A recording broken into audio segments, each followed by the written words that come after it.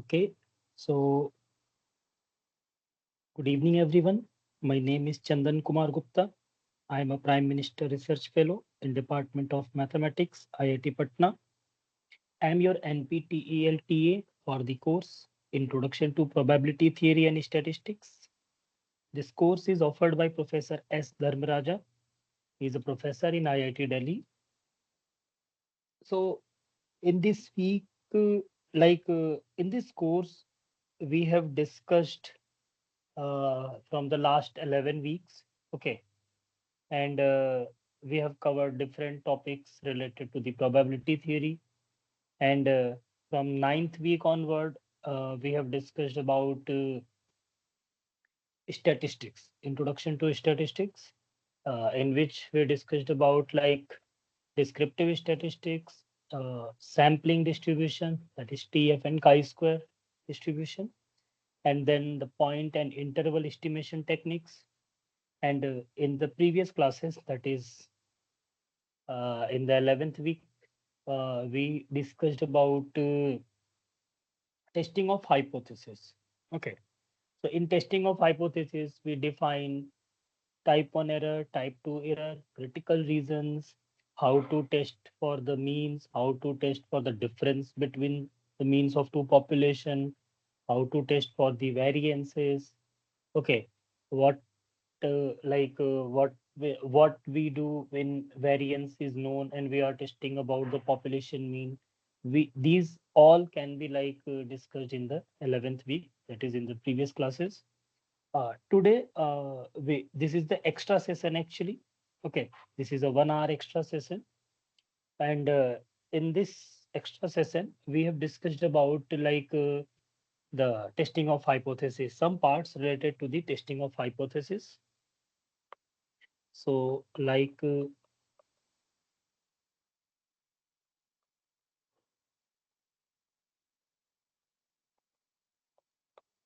okay, so we will now discussing about testing regarding the contingency table. Okay,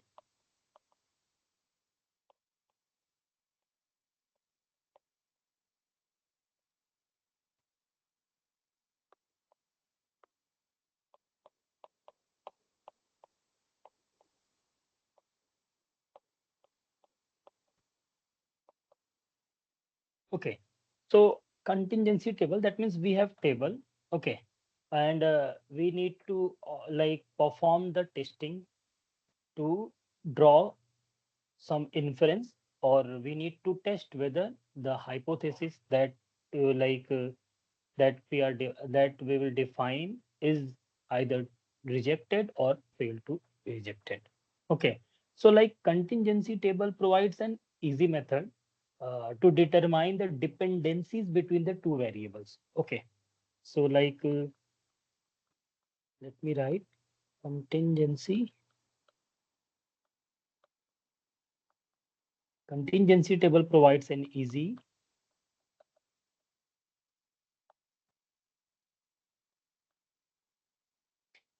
method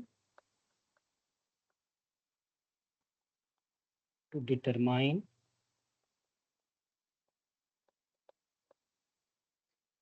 the dependencies between the variables. Determine the dependencies between two variables. Okay, these variables are like termed as treatments and outcomes. There are more possibilities, but in general, we say that those variables are normally either treatment or outcomes. Okay, so we need to test like whether these treatments and outcomes, these variables, are independent in nature or not. This can be tested with the help of the contingency table. Okay, so here we can use the chi-square test to like determine the test whether the two variables, that is the treatment and outcomes, are independent or not. So okay, So like we use chi-square test. Chi-square test is used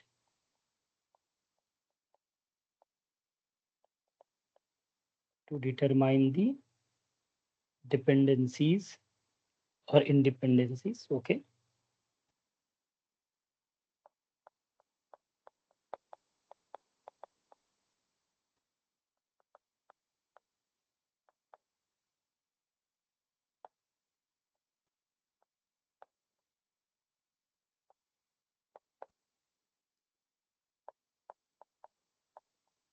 Between treatments and outcomes.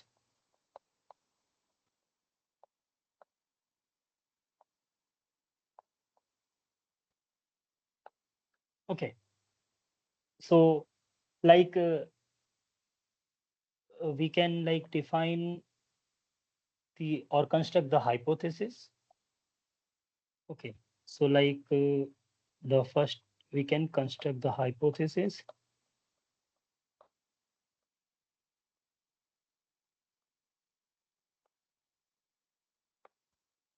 that is the null hypothesis H naught.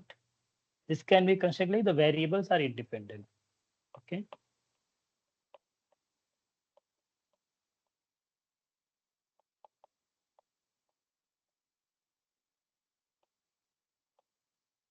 So variables are like treatments and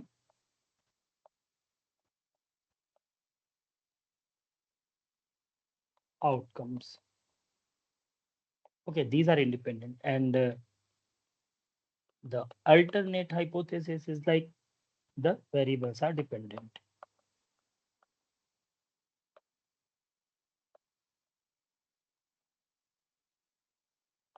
So it is like not always no, like we write in numerical format. We can write in a word format as well. Like here, we construct the hypothesis as the variables are independent or the variables are dependent in nature. Okay. So this can perform with the help of the observed data and the expected data. So these are like termed here as observed frequency that can be like seen in the table given, and the expected frequency. Okay. So for the expected frequency, we will usually use EIJ, which is the expected frequency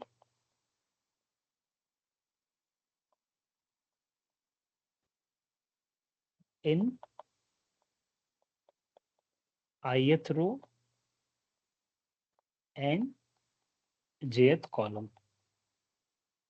Okay, so ith row and jth column, and this can be calculated with the help of like the row sum and the column sum.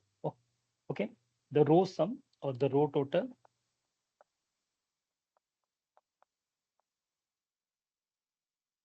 into column total,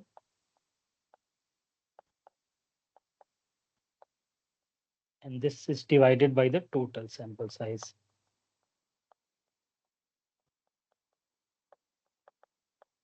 Okay, so this is how we calculate the expected frequency, and we are given data that is the observed frequency, and then with the help of this expected frequency and the observed frequency, we define the test statistic. Okay, so let's define the test statistic.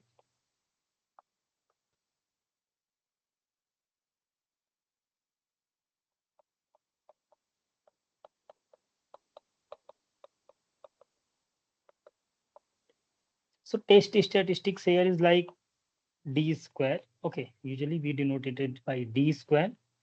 Okay, so d square is like double summation because there are row as well as column, because it's a 2 cross 2 like two-dimensional table is there. So log for j and for I, like we have row and column, j for column and I for row. Suppose we have a total of c column and we have a total of r rows. Okay, so nij nij is the observed frequency in the ith row and the jth column minus EIJ that we have already defined in the above slides, that is expected frequency in the ith row and the jth column, where taken the square of the differences between the observed and the expected frequencies, and then divided this by expected frequency in the ith row and the jth column. So this is the uh, test statistics to test the regarding the contingency table. And this test statistics follows actually chi-square distribution with the r minus 1 degree of freedom and c minus 1 degree of freedom at level of significance, suppose alpha here. Okay, so the test statistics, which is the double summation over the row as well as column, Nij minus Eij whole square divided by Eij. And this test statistics follows the chi-square distribution with r minus 1, the number of rows minus 1, then multiplied by the number of column minus 1. Okay, so this is the degree of freedom for the chi-square test. So this is the test statistics, and then based on the test statistics value, we have for at the given degree of freedom, we construct the we calculate the critical value, okay, and then compare the test statistics value to the critical value. Okay, suppose we have calculated d square and chi square, the critical value at r minus 1, c minus 1. If this is greater than 0, then we reject the null hypothesis. If it is less than or equal to 0, in that case we fail to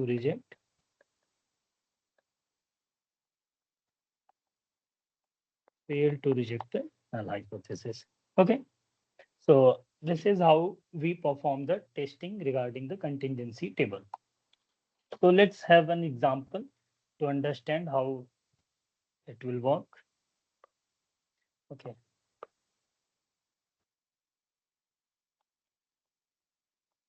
so let me write the example. Like a student is interested in determining a student is interested in determining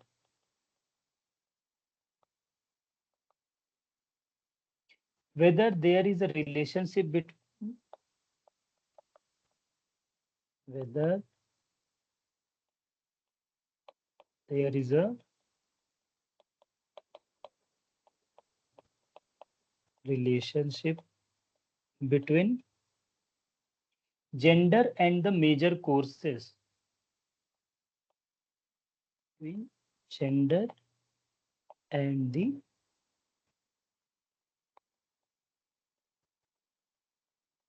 major course at her college.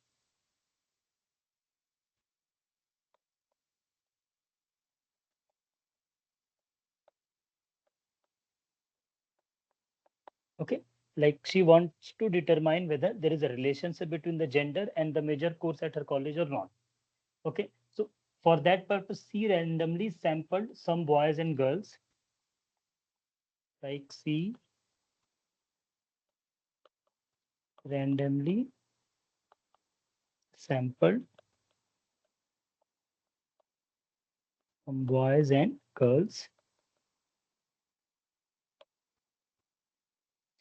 uh, on campus and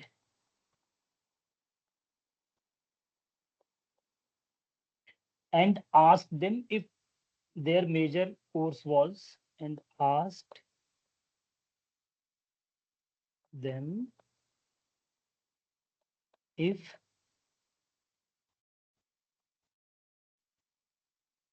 their major course was natural science. Like we have some courses name like natural science, which can be noted by NS here. Okay, social science,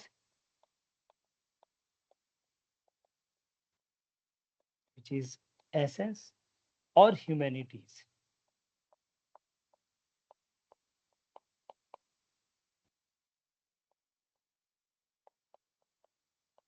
which is H. Now we have data. Now test at the 5% level of significance test at the 5% level of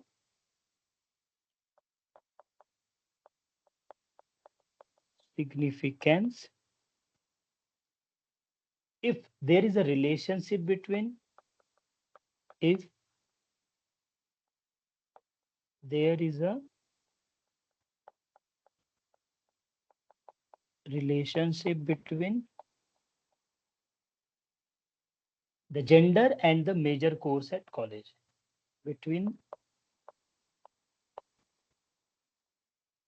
the gender and the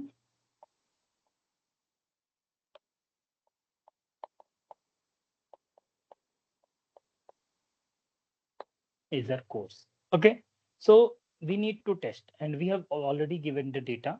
So let me write the table as well. Okay, so the question is clear, na? Like a student is interested in determining whether there is a relationship between the gender and the major courses or not. And for that purpose, like she has sampled some boys and girls on the campus and asked them whether, sorry, and asked them whether their major course was natural science, social science, or humanity. And based on those samples, she performed a hyper-contingency test. Okay, and let me write the data first so that we can also perform. So we are given like we have boys and girls. Okay, so like girls and boys is there. Okay, that is NS for natural sciences, SS for social sciences, and H for humanities. Okay, so we are given the girls with NS 10 and 11 is there. Social sciences is 14 and 8 is there. And for humanities, it is 10 and 4. Okay, so this is the data. So you can see here, J is the number of column, for example. So J equal to 1, J equal to 2, and J equal to 3 is there. And similarly, for the row, the girls are equal to 1, and then for boys, row equal to 2. Okay, actually not R, we need to write I actually. So Nij is there. So let me write it I. I is the number ith row. Okay, so it denotes the row and column denotes the number of column. So there is 2 rows and 3 columns. Okay, so our next step is to like first try write the table. Let's find the total sample. So it is total column. Sorry, just a second.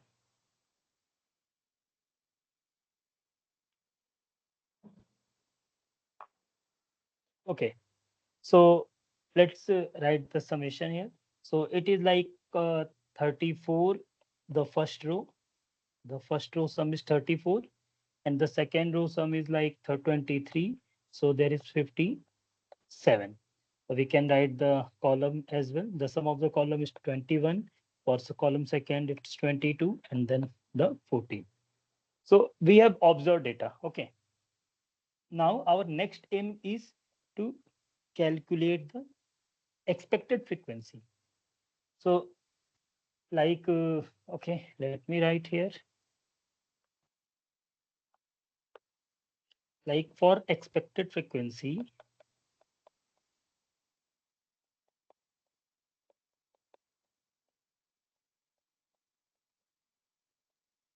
the E11, that is for first row and first column. So that is row 1. Okay, row 1 total into column 1 total. And this is divided by total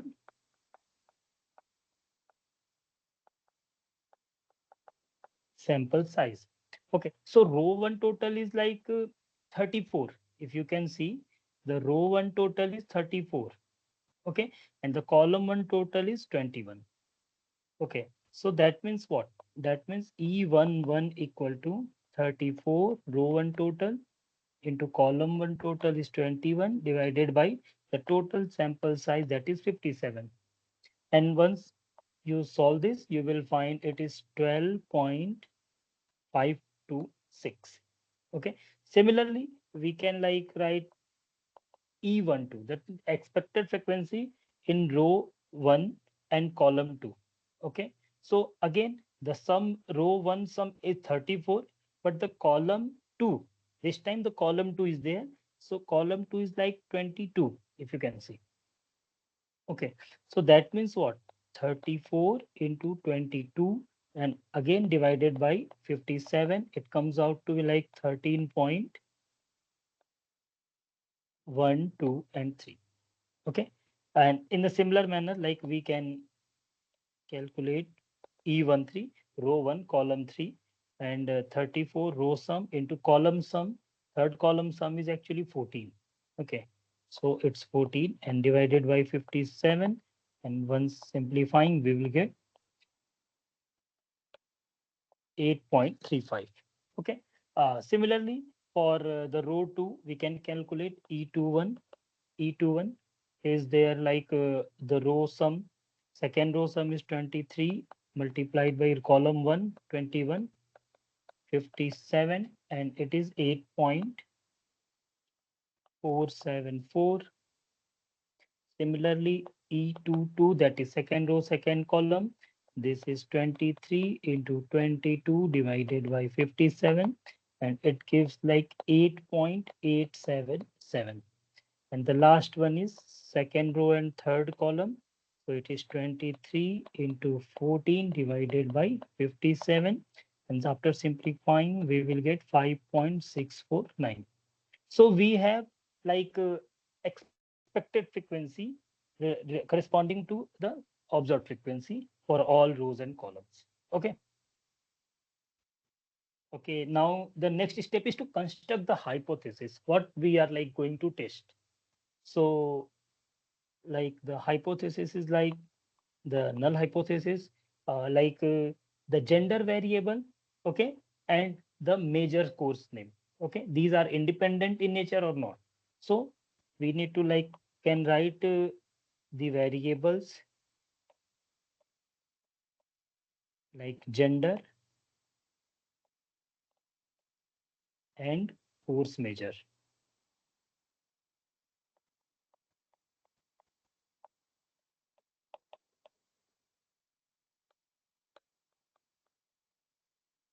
Course major at college, okay, are independent.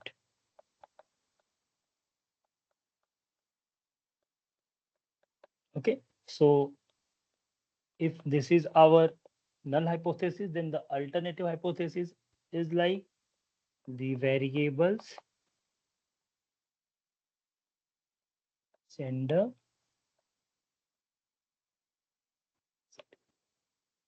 and course measure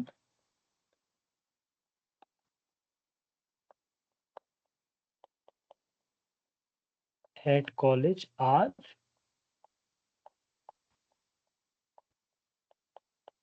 dependent. So we need to focus on independent or dependent.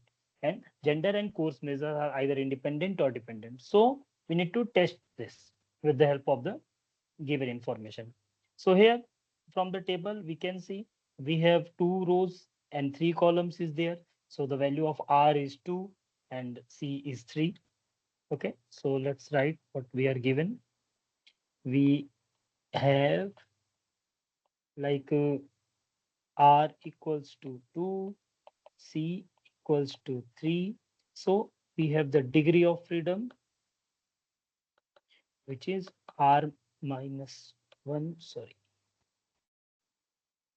which is R minus 1, C minus 1, which is like 1 into 2 gives 2. So degree of freedom is 2. The value of alpha is 0.05. Now we need to first calculate the test statistic.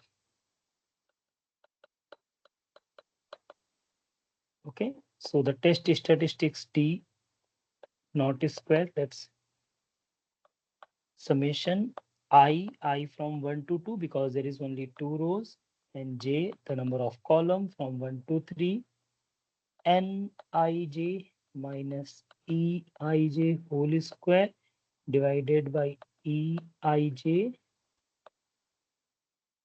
Okay. And obviously putting the values, I have already solved these values actually. Okay, so just Eij and Oij. So this is like N11, N12, N13, N21, N22, N23. So N11 is 10, E11 is 12.526. The difference is like 2 point minus times of 2.526. Then we take the square and divide it by the 12.526 and the similar, just a little bit like calculations. And once you calculate these, you will find it's 2.229. Okay. And the critical value,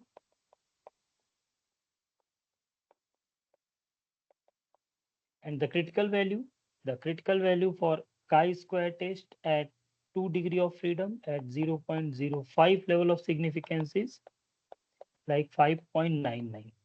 Okay, so here you can see that the d square value, the calculated test statistics is like smaller than the critical value. Okay, so that means we can conclude that we can conclude that we fail to reject the null hypothesis.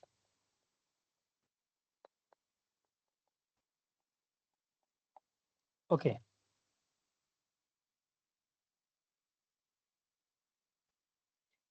so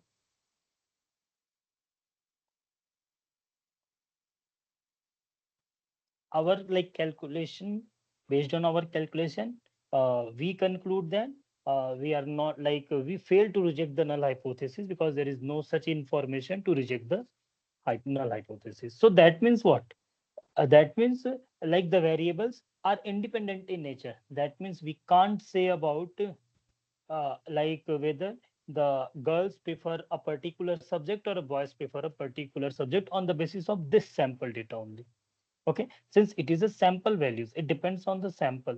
So on the basis of these samples, we conclude that the variables like the gender and the course measure at college are independent to each other. Okay, so this is how the contingency table or the test for the contingency we perform. Okay, we have more examples actually. We will solve this type of example. Uh, okay, now the next question that topic we will discuss. Let's write one more example actually first to for the better understanding of this concept.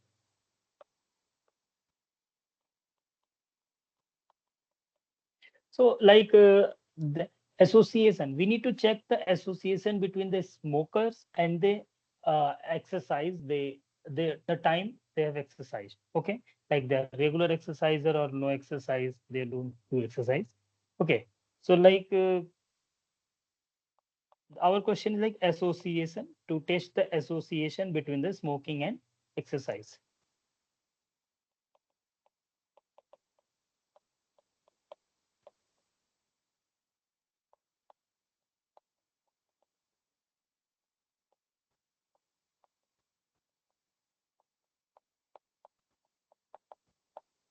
Okay, so we are given some data. Okay, I'm not writing the whole question, just I'm giving the data and then we'll perform the testing. Okay, so okay, so we have like smokers and non-smokers. Okay, and on the row we have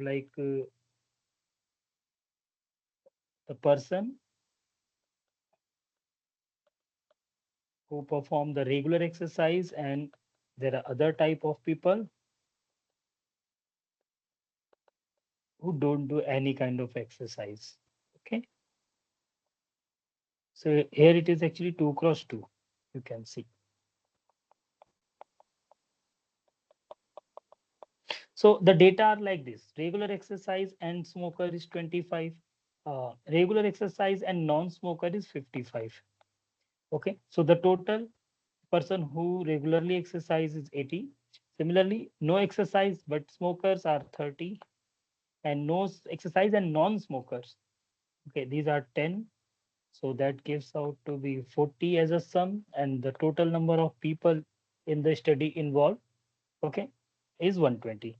So the non-total number of non-smoker is 65 and total number of smoker is 55. Okay, so we have this data. Okay.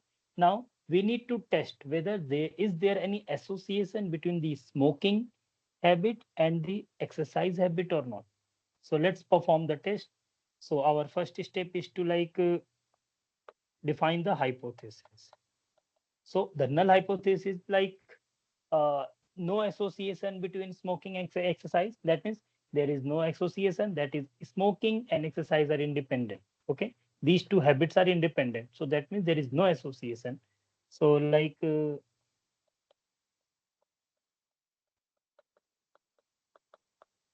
no association between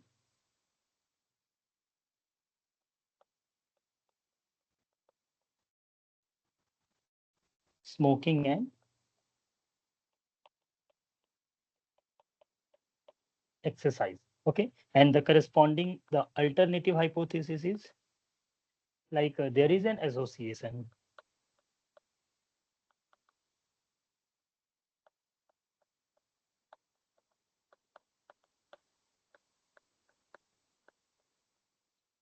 between smoking and exercise.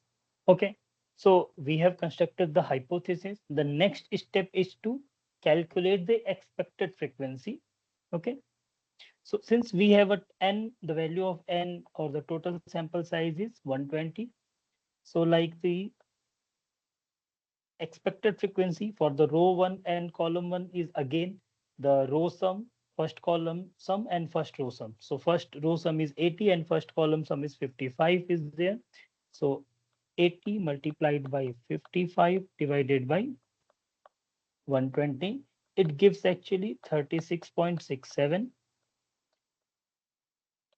First row and second column is 80 into 65 divided by 120 gives 43.33. Similarly, for the second row, E21 is there 40 into 55 divided by 120 gives 18.33. And E22 is 40 into 65 divided by 120, 21.67 is this. Okay, so we have expected frequency, we have hypothesis, we have observed frequency from the table. So let's perform the test statistics. Let's calculate the test statistics actually. So the test statistic is summation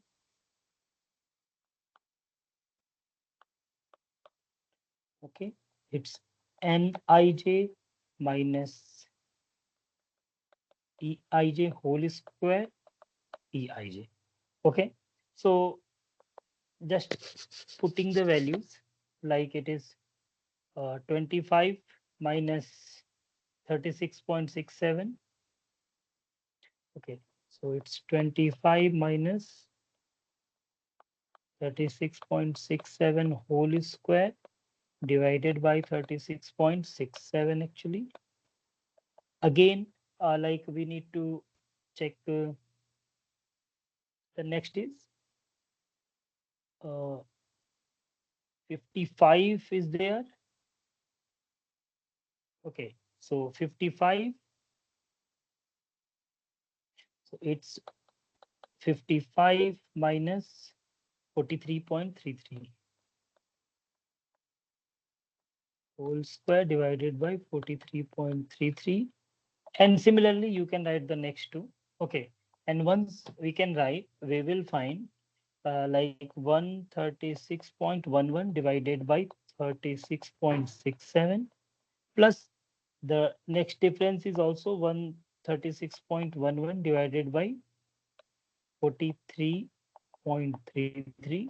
The third one, second row, first column, that is again 136.11 and divided by 18.33. And the last one is also 21.67, the last one. Okay. So after solving this, we will approximate value, obviously, we will approximating these 3.71 plus 3.14 plus 7.43 plus 6.28. Obviously, it's quite great number. So D naught square is 20.56. Okay. Now the next step is to calculate the degree of freedom so that we can uh, check the table for the critical. We can check the table for the critical value. Okay. So the degree of freedom is like R minus 1, C minus 1. So it is 2 minus 1 into 2 minus 1 again, it gives 1. So the chi square at 1 degree of freedom at 0.05 level of significance, it is 3.841. So from here, like we can see that the D naught square is quite less, not quite less, quite greater actually, quite greater than chi square 1 at 0.05. So that means we reject the null hypothesis because the calculated value that is much higher as compared to the critical value. Okay. So this is how we perform the contingency test. Okay. We have also one more topic to discuss, like testing regarding proportion. Okay.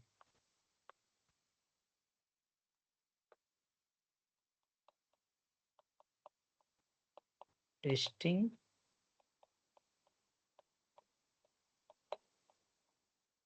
regarding proportions.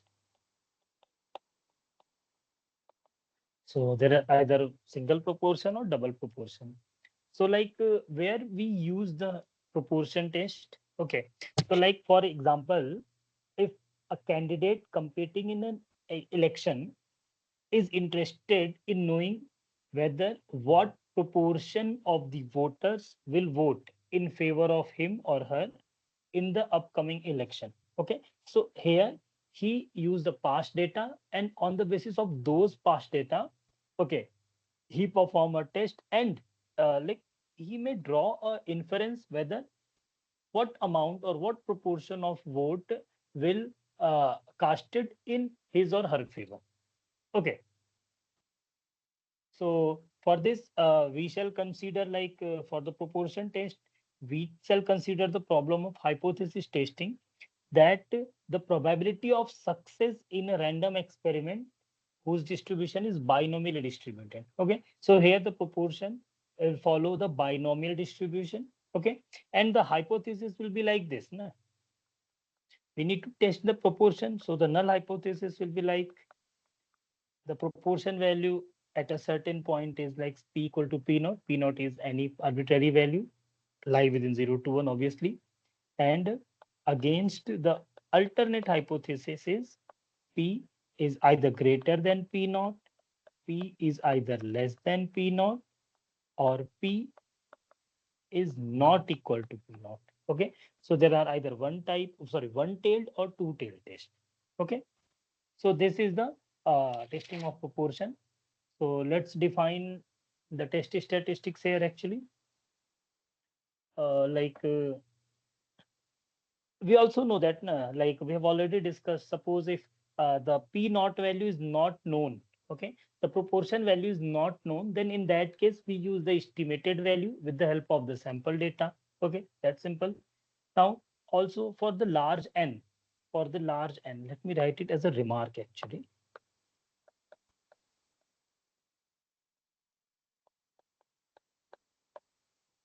like for large n, for the large sample size, approximation procedure is required.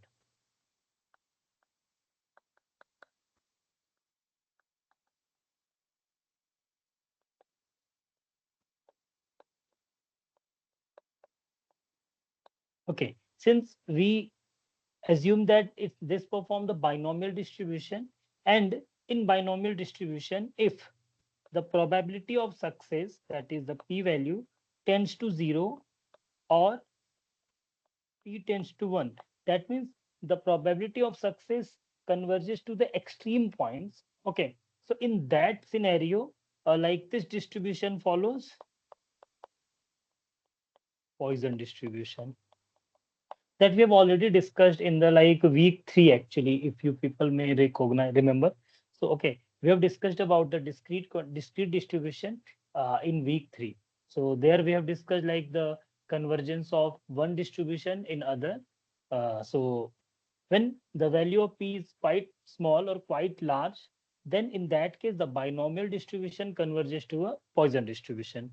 Or there is one more possibilities, like for large n, like if n tends to infinity. Infinity means for large n here. Okay. And the probability of success like is not converges to 0 or not converges to 1. So that is like probability converges to like half or near about. Okay. In between. Then in that scenario, we say that this test of hypothesis of proportion follow normal distribution.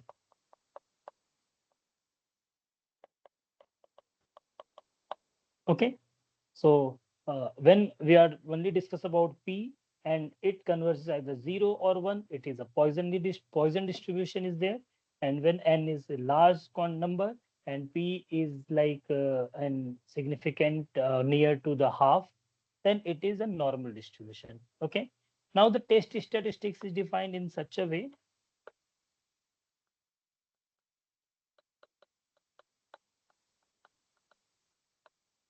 Test statistics here is like the x, the sample values, minus np, and it's divided by np1 minus p.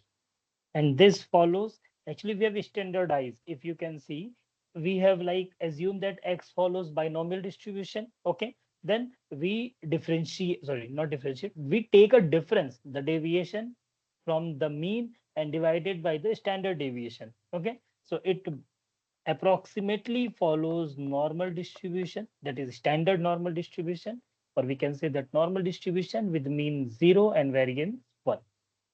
Okay, or here x is the number of cases favoring out of n to the null hypothesis. Okay, so this is how like let me write actually here, because we have performed one numericals on the basis of the same, where like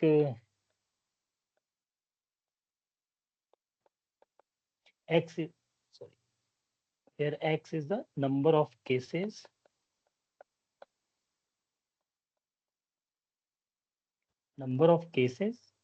favoring out of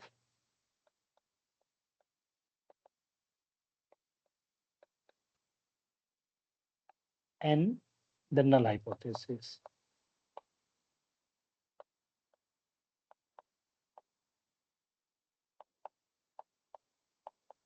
Okay, under the null hypothesis, the number of cases favoring out of n.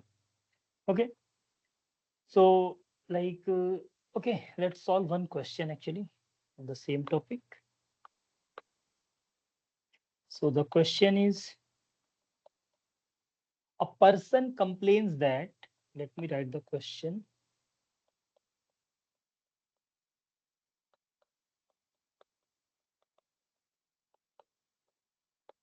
A person complains that out of the total calls he received,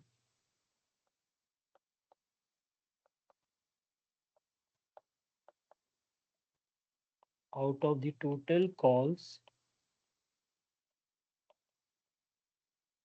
he receives at least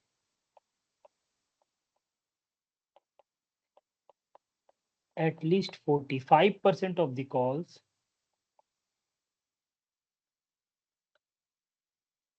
are regarding the promotions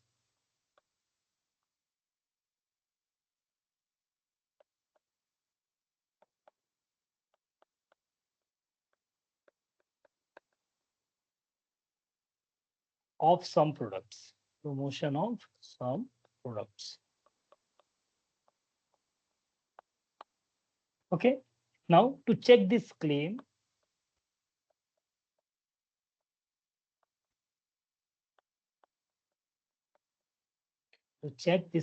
a random sample of his 200 calls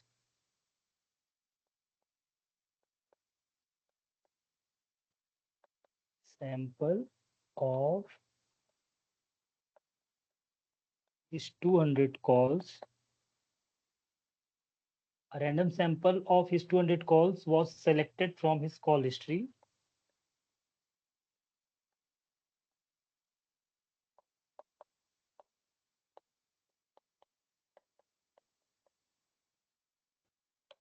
Call history. Okay. If 70 of these calls are found to be regarding promotional offers, like if from the sample of 200 calls, okay, if 70 calls are found to be regarding the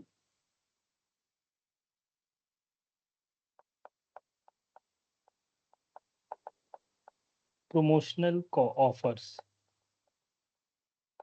okay, then is the person's claim believable at 5% level of significance? Then is the person's claim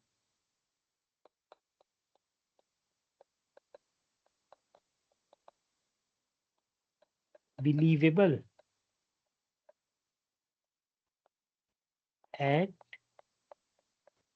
5% level of significance?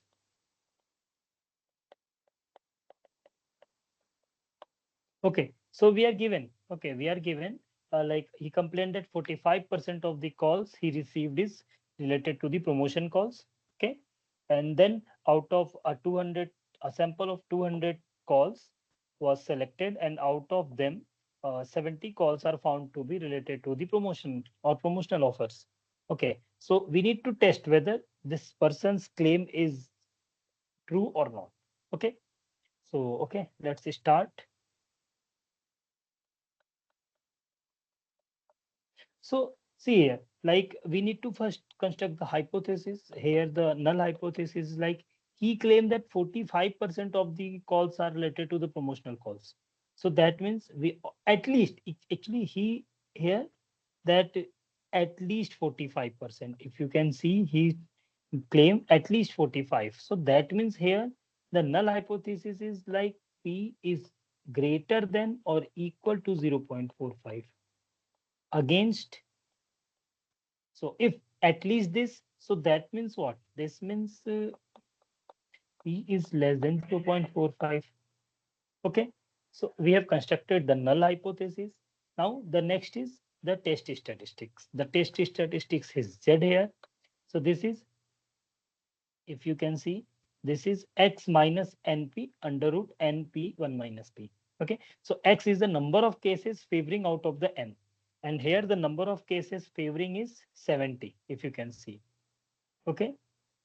So we have like X minus NP under root of denominator under root of NP1 minus P. These values are taken under H naught. Okay. So here X, we are given X equal to 70, N equal to here 200 is there, X 70 and 200, and P is, since we are testing this under H naught, so P is 0.45. Okay, because he has claimed at least 45%. So just calculate the Z statistics. 70 minus 200 into 0.45 and divided by 200 into 0.45 into 0.55, just a calculation. And once you are like able to calculate, you will find minus times of 2 into 842. Okay. Now the critical value of Z.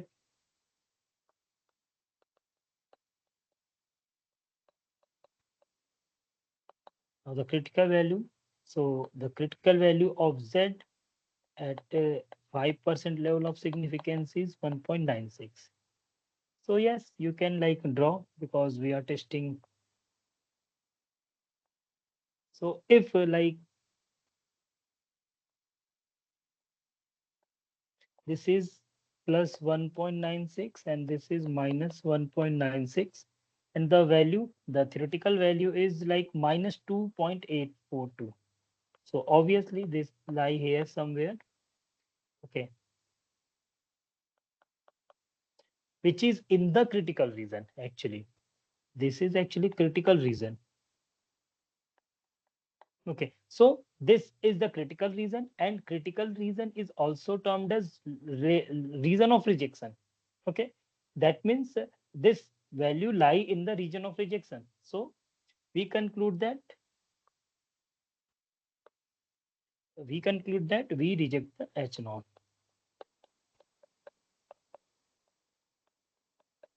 Reject the null hypothesis H naught. And what is H naught? H naught is like P is greater than equal to 0.45. So we reject that. So that means on the basis of the sample we have drawn, we have claimed that the proportion of calls related to the promotional offer is less than 45%. Okay. So this is how we calculate, or sorry, we test. Okay. This is for actually single test. We also have like test for the two proportions. The similar, let me write the Z statistics.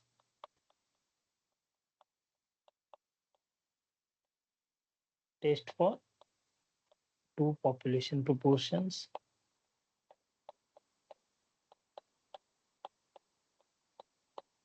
Okay. Here again, we need to test whether the two population proportions are equal or not equal. Okay. So like the hypothesis will be like H naught. Suppose P1 related to the first population and P2 related to the second population.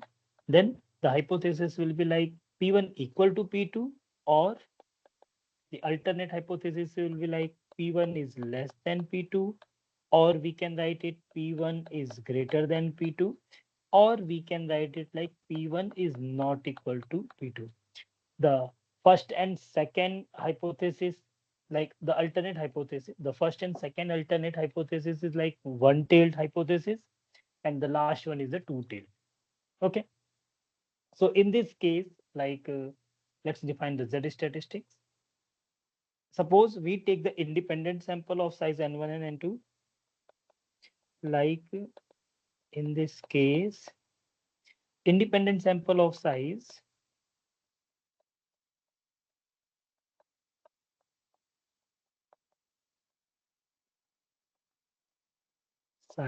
n1 and n2. N1 and 2 are selected at random.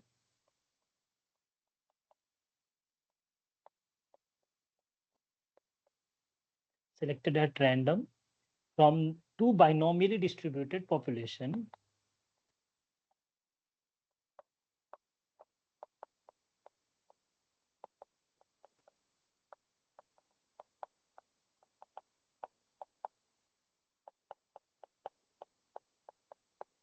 Populations. Then for large n, that means we approximate this. So the Z, the test statistics Z is nothing but x1 upon n1 minus x2 upon n2. This is divide, actually x1 upon n1 is nothing but p1 minus p2, if you can like understand, like think.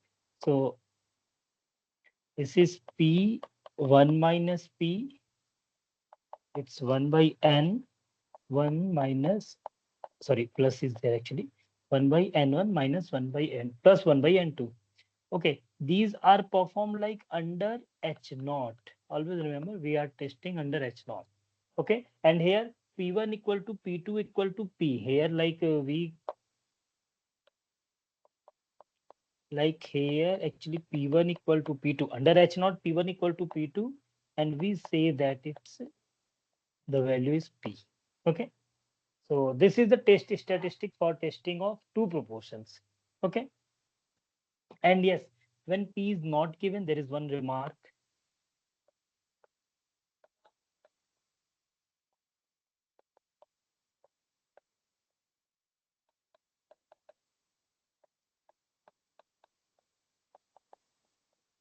When P is not given, then pooling the data from the both samples, the pooled estimate of the proportion P is like this, is like x1 plus x2 and divided by n1 plus n2. These are the pooled proportions, okay, that is used in the testing for the two population proportions. Okay, we have also one more topic actually. We have some numericals and one more topic is there. So let's discuss about the last topic, ANOVA, that is analysis of variance.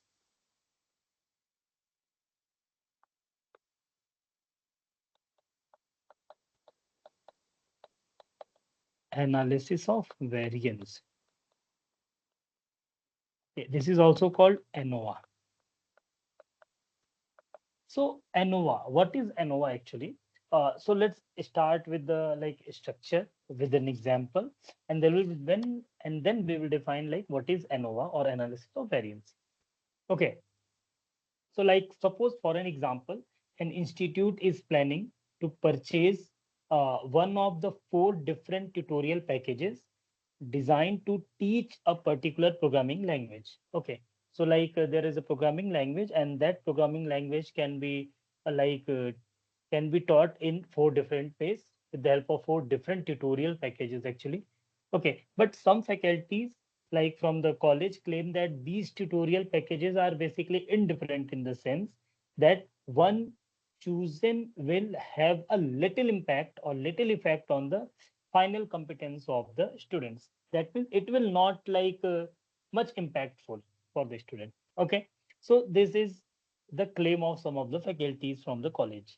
Okay, then to test or to study this hypothesis, the institute decided to choose 100 students. He have taken like the institute has chosen a sample of size 100, okay, from its student, and then divided the randomly divided them randomly into four groups. Okay, since we have four different tutorial packages are there actually.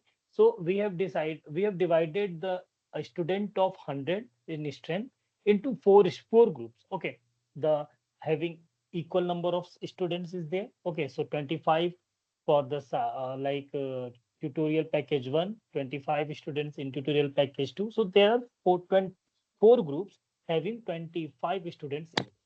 Okay, so next is like each member in the ith group will be obviously every member in the ith group will exposed to the uh, sorry, I think hello. Hello. Can you tell me whether my screen is sir यार screen नहीं दिख रहा है अभी. okay, okay, got it.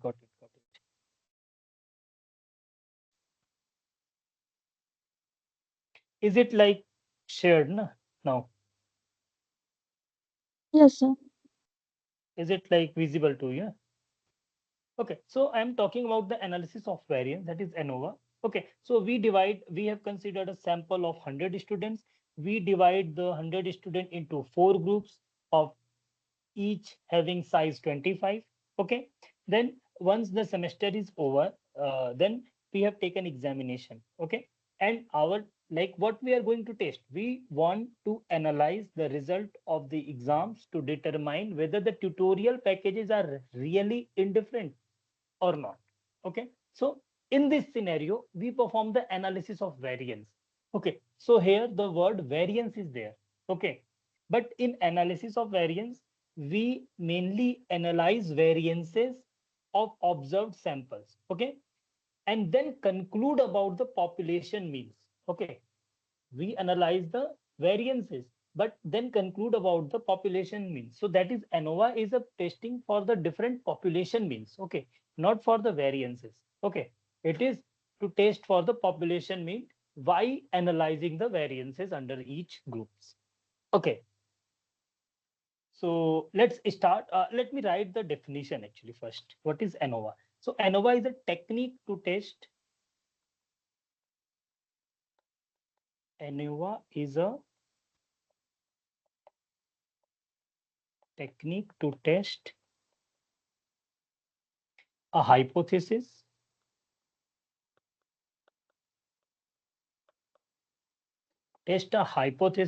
regarding the equality of two or more populations.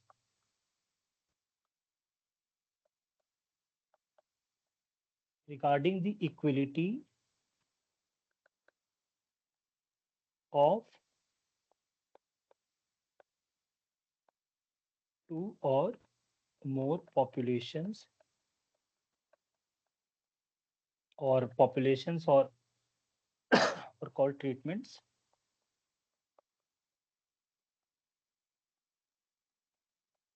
Okay. Means by or population means or treatment means, that means the means average. Okay. By analyzing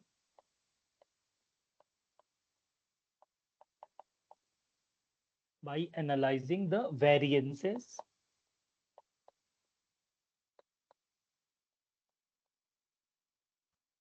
of the observed sample.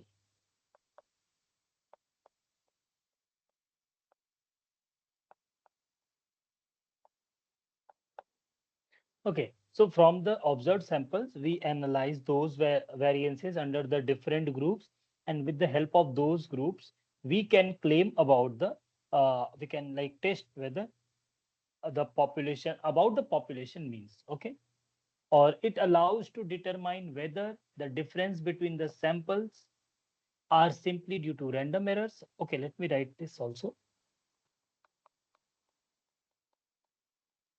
It allows us to determine whether the difference between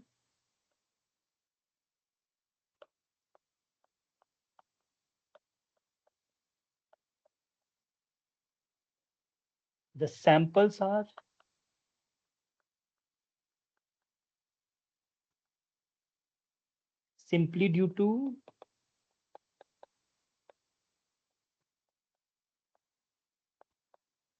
simply due to random errors or due to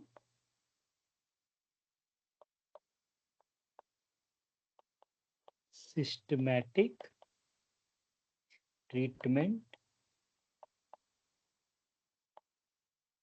effect. Okay, so the error is due to random in nature or due to systematic treatment effect is that cause the mean in one group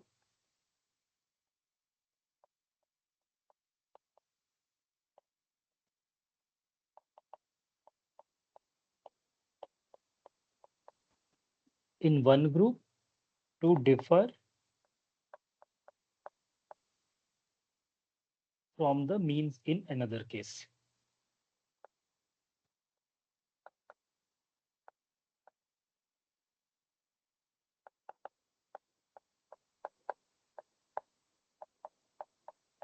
Okay, so this is why we use the analysis of variance.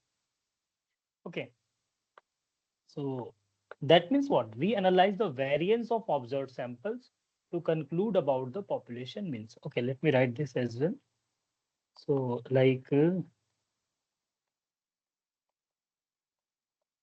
we analyze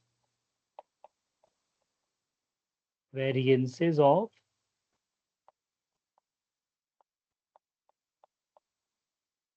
observed samples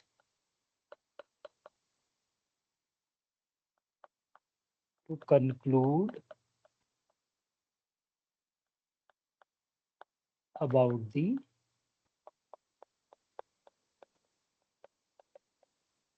population means.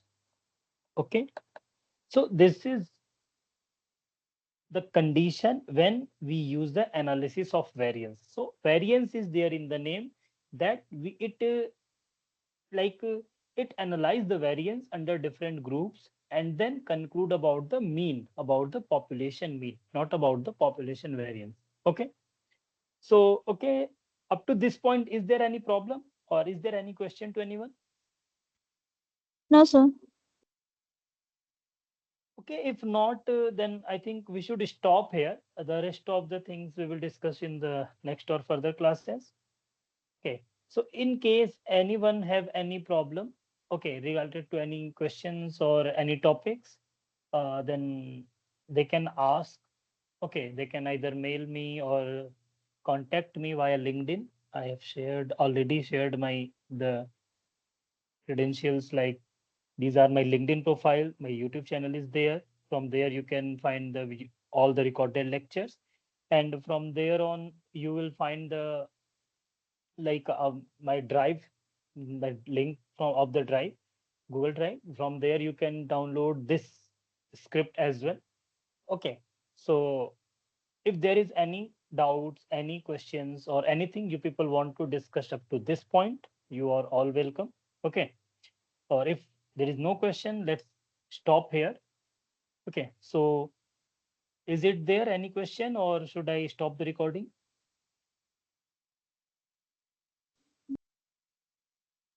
Is there anyone? No, no, sir. No doubt. Okay, okay, okay. Then let me first stop the recording.